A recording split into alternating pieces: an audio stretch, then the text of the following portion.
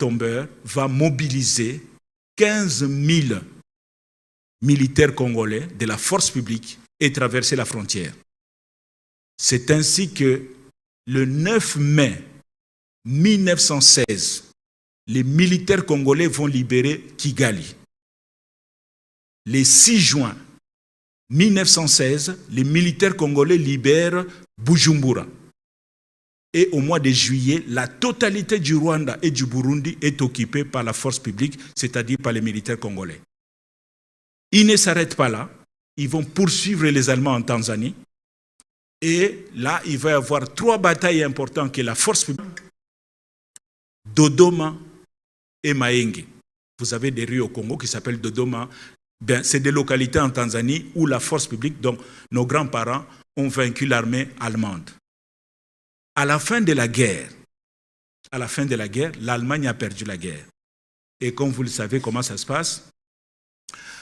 L'Allemagne a perdu la guerre, on va lui confisquer toutes ses colonies. Et les vainqueurs vont se partager les butins de guerre. La France va prendre le Togo et une partie du Cameroun. La Grande-Bretagne va prendre une partie du Cameroun. La Société des Nations, qui était l'ancêtre des Nations Unies, va accorder le Rwanda et le Burundi à la Belgique. En 1925, pour faciliter l'administration, la Belgique va annexer le Rwanda et le Burundi au Congo belge. Et ils deviennent la 7e province du Congo belge. Le Congo à l'époque a 6 provinces, Léopoldville.